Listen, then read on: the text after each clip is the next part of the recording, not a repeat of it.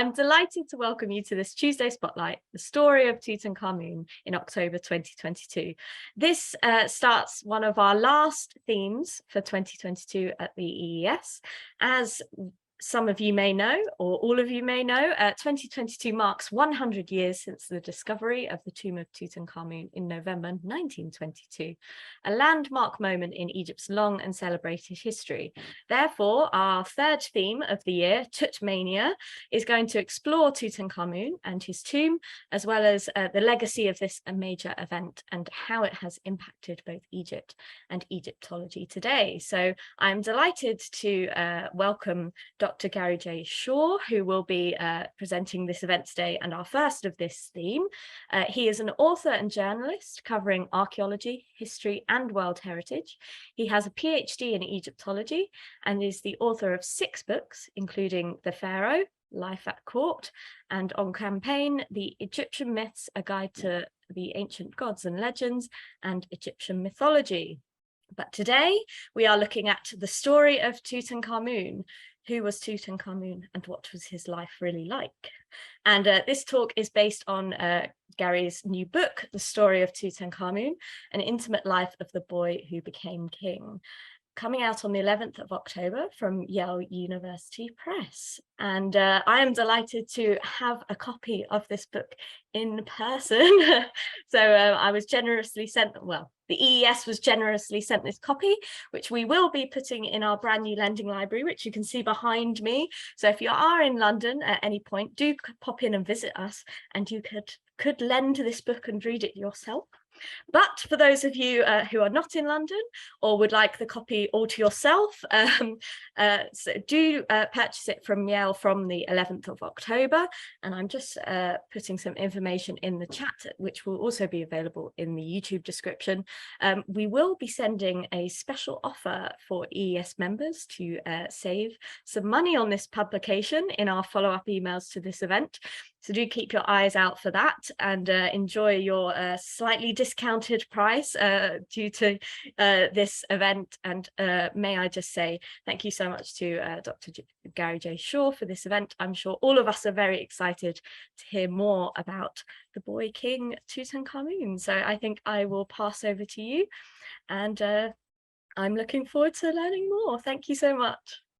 Great. Thank you, Charlotte. Yeah, it's great to be here.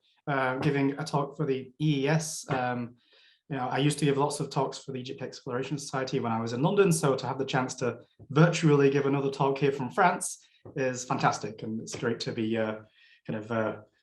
teaching for the EES again. So thanks for this opportunity. We're delighted to have you back virtually. I'll just share my screen. Okay, so again, thanks for inviting me. The talk is on my new book, Story of Tutankhamun, An Intimate Life of the Boy Who Became King. And as Charlotte just mentioned, because this is a very important year in Tutankhamun, Tut-mania, because it's 100 years since the discovery of Tutankhamun's tomb by Howard Carter in the Valley of the Kings. Now, as part of, I'm sure, all the discussions that will be going on, all the presentations, all the documentaries that will be going on in the coming months about Tutankhamun, lots of these will focus on Carter and the excavation. A lot of this will focus on, I think, probably how Tutankhamun died, because there's still a lot of interest and discussion around that. The mysteries surrounding whether these extra chambers exist with Tutankhamun's tomb and all of these things. But for me, one of the really interesting things about Tutankhamun, things are interesting too, but it's really, who was Tutankhamun? You know, what can we say about him? It's been 100 years now since this great discovery. The tomb is like a time capsule. It's full of beautiful, amazing treasures, but also lots of personal objects, the less flashy objects that tell us a lot about Tutankhamun himself. As on top of that, we also have lots of objects that have been found since the tomb that tell us a bit more about Tutankhamun's life and times as well. So it's 100 years. It's a great opportunity to try and put all this together and say, well, beyond his death, the discovery, what about him, the individual? What can we say about Tutankhamun as a person? And so that's really the kind of starting point here. And that's kind of the idea behind the book too. It's a biography, a life about the boy king. And so as a biography, it's good to start at the beginning, to try to understand who he was from the start. So let's start around the time of his birth, which is around about 1329 BCE, depending on the chronology. And of course, there are lots of different interpretations of the chronology, but for our purposes, let's start. This was an exciting and very unusual time to be born in ancient Egypt, because this was right in the Amarna period. And for those of you who are new to ancient Egypt, who don't know much about this, who are watching on YouTube, quite turbulent time. King Akhenaten and Queen Nefertiti had really shaken up religion. They'd turned their ways and traditions and the old gods and elevated new god, or what was previously called god, the Aten, to be the god in the Egyptian pantheon, and kind of dismissed all the other gods and tried to, remove them almost by destroying the statues and closing their temples. So this is an unusual time to be born. The king himself is changing traditions. He's changing the way that the Egyptians, at least at the highest level, worship, refocusing it all. The temples are changing, the art style is changing, and he even builds a whole new city, a place that he called Ankhesenamun, which is now called Amarna. And so Tutankhamun, all of this at a time when, in fact, as well as all of these changes in construction, a lot of destruction, in the sense that divine statues, so the statues are being attacked and destroyed, the temples are being closed and the funds are being redirected. And it seems to be the king of the gods, Amun, this kind of major state god at the time, who really seems to be disliked by. He gets a lot of the attention from his followers, who are attacking the statues of Amun and stretching the name of this god out everywhere. So this is the world into which Tutankhamun was born. There's some discussion still about who his parents were. Certain evidence suggests that his father was King Akhenaten, and his mother was one of Akhenaten's direct sisters. Now, this woman, we don't know her at all. We don't even know her name. But if the DNA study, the interpretations are all correct, then it seems to be that the younger lady who was found in the Valley of the Kings, this is Tutankhamun's mother, and that she died, well, it seems, at one point. There's a great blow to her face. Whether this was on purpose or an accident, of course, we can't say. But it might explain why Tutankhamun's mother is not ever really mentioned on any of the monuments connected with him. So no object in Tutankhamun's tomb mentions the name of Tutankhamun's mother. And this suggests that she did die before he became king. What we do know, though, is that we have a woman called Maya was buried at Saqqara during Tutankhamun's reign. This is great information for us because we can at least have some insight into Tutankhamun's earliest days when he was a child, a baby. Having a wet nurse was not an unusual thing for a member of the Egyptian elite and the princes. But if Tutankhamun's mother did die at a very young age for him, I guess he might have formed a much closer relationship with this woman as he grew older. From the tomb, we have this wonderful scene, Tutankhamun, obviously much older than he would have been, sitting on her lap. And this is you find often with tutors and wet nurses, showing a very close connection between the tutor and the prince nurse. Now, moving on a few years, probably around the age of 4, because this is about the age that we find that scribes began their education, and it would seem the same, I'd expect, for a royal prince. This would be at the time that Tutankhamun would have been learning to read and write. We have some of the scribal equipment in his tomb that he used, some of that which shows signs of usage, including what's a little pot or bowl, sorry, which has been stained red by the ink he'd been using.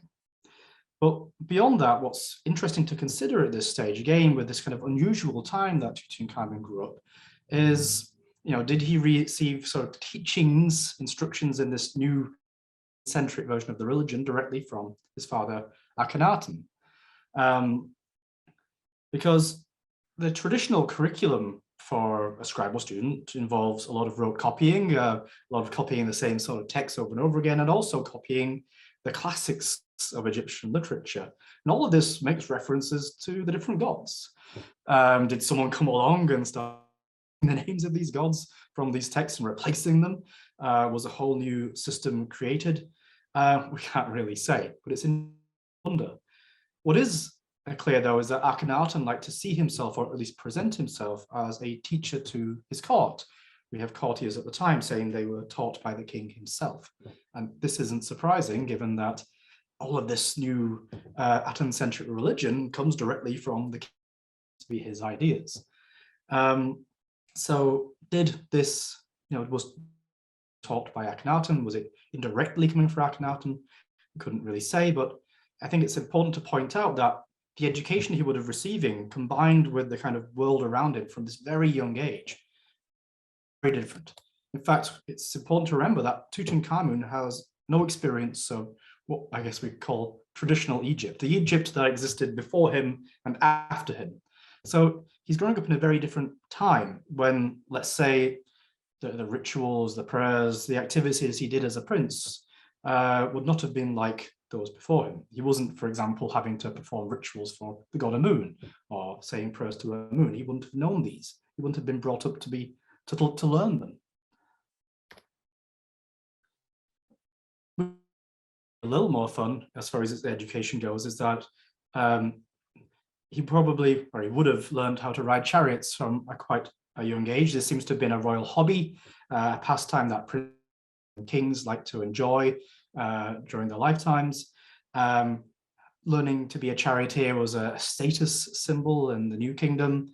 I guess it's a bit like kind of being a knight in medieval Europe. It has a symbolic status to it. And from Tutankhamun's tomb, we know that there are a variety of chariots found inside there, and that two of them in particular signs that they were repaired. Their wheels, parts of their wheels were replaced, and it's suggested that this is because they were used so often. So perhaps he was riding his chariots a lot. Now, another part of his education, we have the tomb of a man either called Sennacherib or Senkhed from his tomb in Akhmim. And this guy was overseer of tutors at the time of Tutankhamun. And there's a scene in the tomb that shows Tutankhamun riding in a chariot, seemingly with the tutor, so it could reflect this learning to ride the chariot that Tutankhamun would have had at the beginning of his life. But also, interestingly, the tomb itself, there are items that have been interpreted as chariot gloves, the types of gloves that were worn by a charioteer. Now, we don't often see gloves in ancient Egyptian art. This is very unusual. Off the top of my head, I can only think of one example. But in the tomb, we do have these items that seem to have been gloves worn by charioteers to protect your hands while you're steering the reins of the horses. And this one in particular, it seems to be made for a child. It's a child-sized glove, so it could reflect this learning of his riding of the chariot. On top of that, though, we also have there's chariot socks. So were on his feet that perhaps kept them protected as well, while all of this maybe rocks and sand are being thrown up while he's riding along hunting. Returning then to a bit more of his early life, we also have to consider some of the, well, I guess you could say tragedies that occurred to him as well, the unhappy times. We know, for example, that before he became king, there was a series of deaths in the family. Early on, Queen T, his appears to have died. And then after her, maybe who might have been his brother or his uncle, Smenkhare, another controversial figure. We know, as I've said already, that his mother would already have died. But also it seems that three of his half-sisters, also the daughters of Akhenaten and Nefertiti. So all of this would have had some sort of impact on him, whether how well he knew these individuals, whether he spent a lot of time, whether he loved them or hated them. You know, the would have been one of somber, of mourning. The rituals that would have gone around with deaths like this, the funerals, all of this would have had an impact on him from this very young age. And in fact, there seems to have been this sort of spectre of death around him. The situation is that there was actually a plague going around.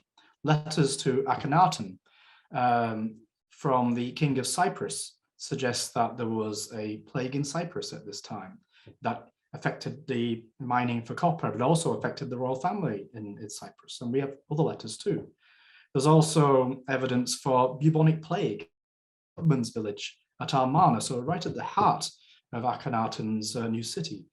We have plague going on. These are the individuals that were cutting and decorating the tombs of the elite and the king. And so at least the highest among them would have had connections with or interactions, I should say, with the elite. So there's the threat of death going around as well, which culminates, of course, with the death of Akhenaten himself after 17 years. This would have been an interesting time for Tutankhamun as well, a time that would have kind of challenged the way that he'd been brought up. Because, and again, this is another point for discussion, but let's just put it this way now, that for 3 years after Akhenaten's death, we have a woman who becomes king, Neferuaten, who seems to be Queen Nefertiti ruling as king, based on the recent evidence Nefertiti was still alive at the end of Akhenaten's life. And this seems to be a time of compromise, a time when the old way, the traditional ways start coming back and existing alongside the new Aten-centric religion. So she keeps the royal court, it seems, at Amarna, but we also then have gods making a reappearance too. So imagine if you are Tutankhamun growing up with specifically just this Aten-centric religion, and then being told, actually, you know how we were telling you that this Amun, we should be dismissing him and scratching his name off things? Actually, he's back now, and there's a whole bunch of new rituals and prayers and ways that you now have to learn. This is going to change the way you see the world. And although he's still very, very young, had an impact on the way he saw the world. Now, Neferuaten only reigns for about 3 years. So this then brings us to Tutankhamun's own coronation about year 10 of, about age of 10, I should say. Representing this, we have this nice statue head that's in the Metropolitan Museum Art Collection that seems to show a scene of the crowning of the king. But what's more interesting than this, I think, are these fragments of a ceremonial robe that were found in his room. So what's interesting about these is the patterns on them, these kind of picked out green glass beads making these kind of and diamond shapes, as well as the gold sequins and so forth. But one study recently suggested that actually, looking at this in art, there's only really 2 occasions when a king wears this type of clothing. One is the Sed festival, which we know happens after about 30 years of being on the throne, and so Tutankhamun didn't last that long. And the other one is the coronation. And so it raises the potential that these fragments are actually items of the clothing that Tutankhamun wore on this incredibly important day in his life. At around age 10, Tutankhamun finds himself king. And being a semi-divine being comes with responsibilities. Now, Tutankhamun was, again, 10 years old. He can't have been making decisions. There would have been a lot that was being done for him. Influence from courtiers, people telling him kind of what to say and what to do. But being a pharaoh was a very special position. There were certain things that only the king could do. And the Egyptians were, of course, much focused on the concept of Ma'at, this idea of correct balance, things happening the correct way. And part of this is the same procedures done in the day in, day out, because to break that procedure is to bring in chaos, disorder. So there are certain things that Tutankhamun would have had to have done, even if he's just symbolically present, overseeing rather than actively taking part. And I think one of these things would have been the daily meetings with the court. Pharaoh's job every morning, there's various evidence, is that he would meet with the highest members of the court, including the vizier, who would update him on events at the time. So we can imagine this young king kind of having to be forced to take part in these audiences while much older courtiers are talking about these very important governmental affairs. To add to the potential that this was the reality is, for example, the two sets of crooks and flails that were found in Tutankhamun's tomb. So these are important symbols of kingship that we see the king holding in art a lot. And in Tutankhamun's tomb, we have one set made for a child and one set made for an adult. And so it highlights, Tutankhamun would have been holding this traditional regalia, perhaps during these types of royal ceremony. As an extra bit of interest here too, there's this great scene from the tomb of Hoi. Hoi was an important official under Tutankhamun. He was appointed to become the viceroy or king's son, which is the Nubian territory, which just south of Egypt, which Egypt controlled under Tutankhamun because it had been taken over by his predecessors. Now, the appointment scene is interesting because we see Tutankhamun in the art holding his crook with his nice blue crown on, but he isn't doing anything. The text doesn't present him as being active in the process. And from similar appointments of officials from other tombs, the kings are normally involved in the audiences, they're discussing what's going on, and they have a role to play. This is simply other officials doing the activities of the appointment itself. So treasury officials are handing the seal of office to Hoi and sending him on his way.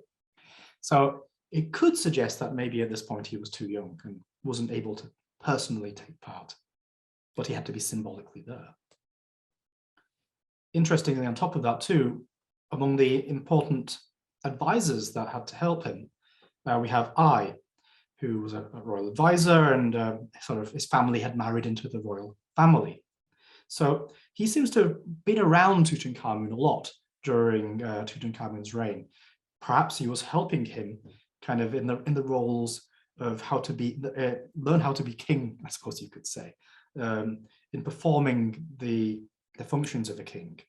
For example, this nice bit of gold leaf that was found in the Valley of the Kings. We have Tutankhamun in the center, smiting an enemy, Queen Ankhesenamun come out in a minute beside him. And on the left of the screen, Ai is present. And it's not really expected that he would be there in a scene like this. Also, Ai seems to have been given a special title that may have given him the right to take part in rituals, even though he wasn't a priest. And so you can see how that would be helpful to the young Tutankhamun, because a trusted advisor who could take him through the rituals and the ceremonies would be very helpful to him. Make sure all of these things go correctly. Now, we also know that Tutankhamun married. His wife was Ankhesenamun, previously Ankhesenamun. She was a daughter of Akhenaten and Nefertiti, so a half-sister to Tutankhamun. And she was probably only a year or two older than him, in fact. So if they got married at about the time of the coronation, that means that if Tutankhamun was 10, she would have been about 11 or 12. Now, this is very, very young in ancient Egypt to get married. This wasn't the norm, but it is perhaps another sign of the requirements of kingship, in that the king needs a great royal wife. The great royal wife had an important ritual and ceremonial role, just like the king did too. In fact, she was effectively the sort of female part of kingship. And so there needed to be a queen. And she would have accompanied Tutankhamun on many of these rituals. And she was extremely well qualified for this, because we see Ankhesenamun performing, and being involved in the Aten cult during the reign of Akhenaten. So she would have been preparing and learning how to perform rituals and being part of this type of royal ritual activity. And we see of her and Tutankhamun together on this little golden shrine from Tutankhamun's tomb. Many of these are quite nice. I'll just show you them quickly. For example, Tutankhamun sitting down here in the marshes with Ankhesenamun, firing arrows at birds in the hunt while she hands an arrow to him. There's a pet lion running along beside them. Or on the left here, Tutankhamun on a boat with Ankhesenamun, again, hunting birds in the marshes. Or simply on the right, the two of them holding their arms together in a scene that shows them just spending time. Now, of course, there's lots of ritual behind all of this, but it's a shrine that's filled with images that show this couple together. Thinking of family too, it's also important to mention KV55, King's Valley 55, in the Valley of the Kings, because after a few years as king, Tutankhamun appears to have, or have been maybe suggested that he should rebury members of his Amarna family in the Valley of the Kings. Now, at this point, Amarna, at least the king and the court of Amarna, but Tutankhamun's dead relatives would still have been there. And so it looks like they dug this small tomb. It's undecorated, it's nothing special, but it is in the Valley of the Kings. So it's a place that Tutankhamun could move his family members. Perhaps he cared about their afterlife, about their well-being, maybe about bringing them somewhere traditional in the hope that this would help them. If he had, by this point, his teaching father. Now, this is another controversial, heavily discussed topic. Perhaps one of the people that he moved there was Akhenaten himself, perhaps in this coffin, although there is debate around that. And also, it appears that he moved his grandmother, Queen T. We know from KV55 that there was this gilded shrine that would have originally surrounded her sarcophagus in Amarna. It has Aten-centric decoration on it, but another discussed topic, but it would seem that actually the mummy of Queen T, so his grandmother, was actually buried in the Valley of the Kings with Tutankhamun's grandfather, King Amenhotep III. And so it looks like he buried his grandparents together in the Valley of the Kings, which then again symbol of trying to improve her chances in the afterlife if people had turned against this, because people had turned against this Aten-centric way of looking at things. Now, he seems to have had a particular fondness for his grandmother. In fact, even though their lives would have only overlapped very briefly, from Tutankhamun's tomb, his hair, which was a series of nested coffins. Now, was this a sort of family heirloom? Was it a symbol of his affection? Was he thinking about his immediate family during his lifetime? Maybe this is a sign of it, that and the movement of the Amarna bodies to the valley. One of the most important things that happened under Tutankhamun's reign is the restoration to the traditional ways. And we're lucky that we have this fantastic text that gives a presentation of events at this time, at the beginning of Tutankhamun's reign. It's called the Restoration Stele these days, but the same text appears to have been sent out to multiple temples across Egypt, proclaiming the restoration of the old ways. And it's nice because it presents the world before Tutankhamun. It talks about how before Tutankhamun became king, the temples were in ruins, they become overgrown with weeds.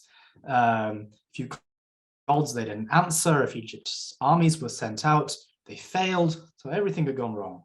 But it was okay, because Tutankhamun was now on the throne and everything was fixed. Everything was in order again. Ma'at had been restored. Great. Now, what's interesting is, of course, this text was created at the very beginning of his reign. So none of this could potentially have happened yet. It's too early. But the thing is, you write something down in hieroglyphs in a religious context, you erect it on a stele in a temple zone, and this kind of bends reality. The words have magic elements to them that can change it and change it to what you want it to be. But it's more than a statement of intent, really, because this actually, of the following years, Tutankhamun did reopen the temples, and the statues that had been attacked were fixed up, or new ones were built from scratch, and the names of the gods started to be fixed on the temple walls and so forth. Now, it's again worth revisiting Tutankhamun's set here. Remembering he's still quite young, he's in his teens. He grew up with one system of understanding, and that's been completely turned upside down. Now he's being shown being protected by the god Amun. The same god that his dad seems to have had a particular hatred of, didn't like very much. But now he is the protected king, and Tutankhamun is having to worship this god in his temples and so forth. Not only that, as was normal, a king's idealized official portrait was used for the face of divine statues at this time.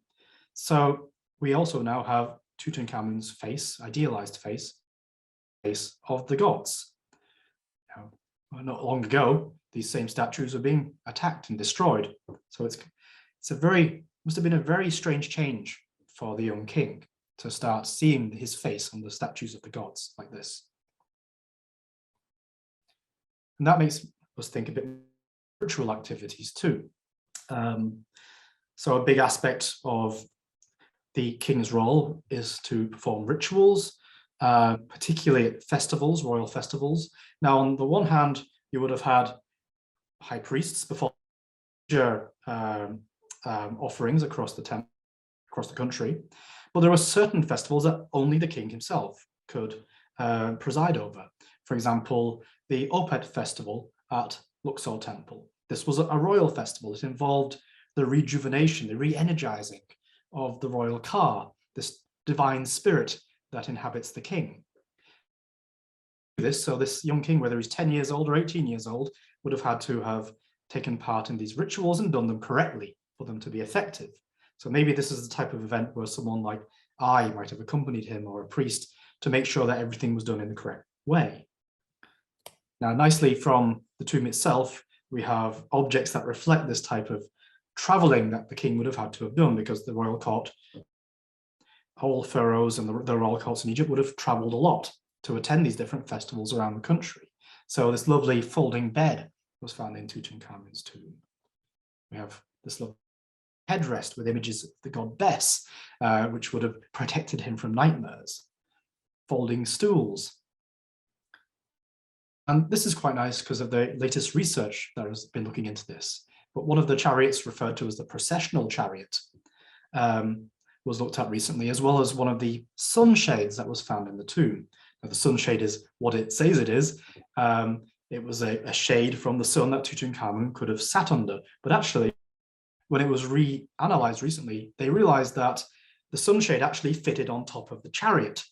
And so it was actually not just one for him to sit under, but one to stand under while he was riding his chariot, probably with Ankhesenamun on his ritual or ceremonial events. Also reflecting his ritual activity is some of the clothing. So this small fake leopard skin was made for a child. Now, this type of item of clothing is normally associated with funerals, funerary activities, but it does seem that the king would have worn this type of clothing on other ritual occasions too. And so this one was made for a child, reflecting that Tutankhamun would have worn this during rituals performed when he was young. But we also have, lovely little fake claw as well.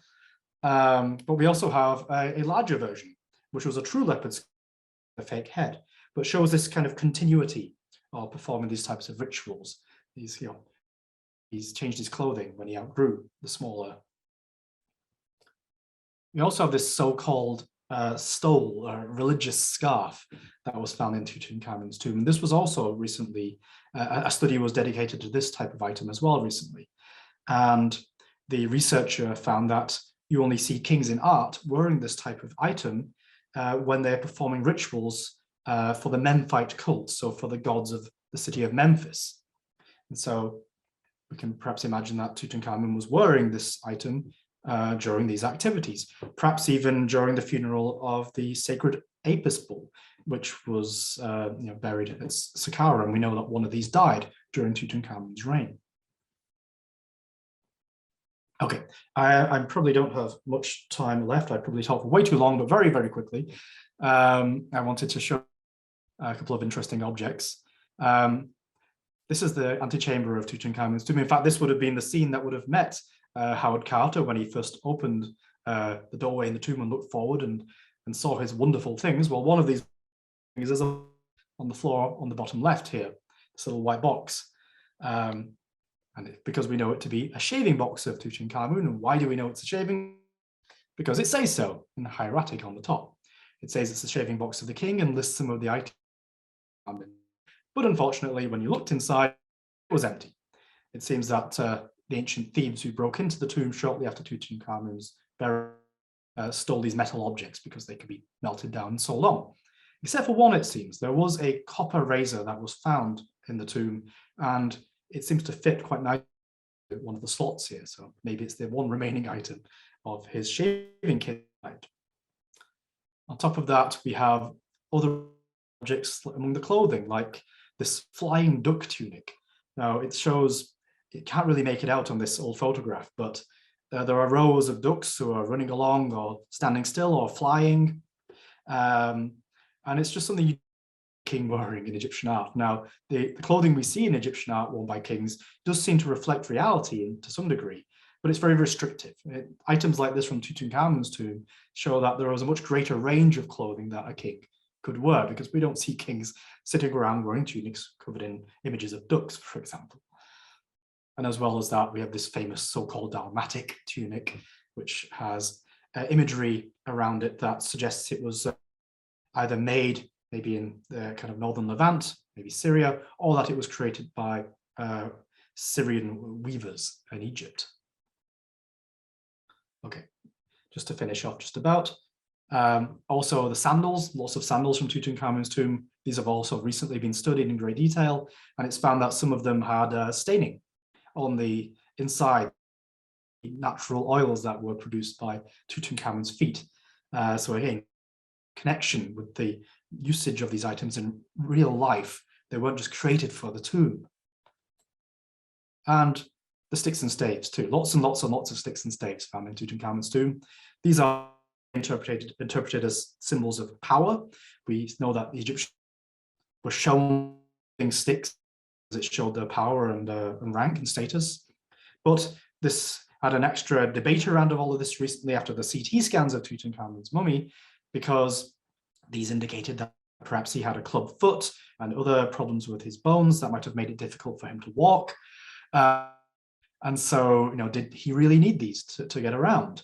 One stick in particular is just a simple reed, a very boring, simple reed, which is kind of unusual, except that later on someone's added an inscription on the side that says, the king himself cut this reed with his own hands while visiting, I think it's some sort of marshes area. And so it makes you wonder, why would he have needed this so importantly for him at this point? Why did he need this stick? Maybe he needed it to help him walk. It's a possibility. Okay, finishing now. We also know that from the DNA studies that Tutankhamun suffered from various strands of malaria as well. And this adds to our picture of his life as well.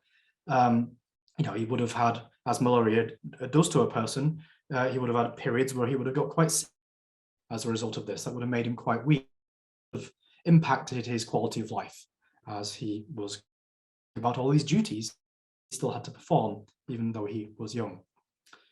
So this quite Tutankhamun's life, but I hope it helps you think of him in a different way. That who was Tutankhamun? Well, he was a kid that grew up in a very tumultuous period. The beliefs and religion around him was constantly changing. He grew up with one system and then had to be the representative of a completely different system, the teachings that perhaps his own father had given him. He would have had a lot of stress, because he would have had to have dealt with ceremonies and rituals that were unfamiliar to him, remembering again that he never knew traditional Egypt. He was having to learn this for the first time, having been given a different education. And he would have been quite sick at various points too. So it would have been a kind of quite difficult short life for him. So I hope this kind of brings out the real him, rather than this kind of symbol that the mask is wonderful, the treasures are wonderful, the discovery is fantastic, but at the heart, there was a real a person who lived and died, and lived through quite an exciting and tumultuous and unusual life that should really be the focus, as much as all of these other wonderful things that surround the discovery and the tomb. So for the 100th anniversary, I hope this helps you see Tutankhamun in a new and different light. Thank you very much. So I think all that remains for me to say is thank you so much to Garry J Shaw for opening our theme of Tut-mania for these Tuesday spotlights, which do look at a slightly different angle to the mainstream thinking about Tutankhamun's tomb's discovery in this centenary year. So thank you all for joining us. And just a final, I'll pop it up to the camera. So Garry's book, The Story of Tutankhamun, will be coming out on the 11th of October if you want to know more. So thank you all for joining us. And I must also say, if you want to support more events like this, please do become an EES member. It does mean a lot for us and enables us to put these events on for you. I hope you've enjoyed today. Thank you so much, Garry. Did you have any final comments before we close? Well, no. I think, yeah, thank you again for inviting me. It was fabulous to give this talk, and thank you to everybody who tuned in and listened. I really appreciate that you took the time to watch my talk. And yeah, if you enjoyed the talk, I hope you enjoy the book as well. So thank you. Perfect. Thank you, everyone, and hopefully see you at a future EES event. Bye, everyone.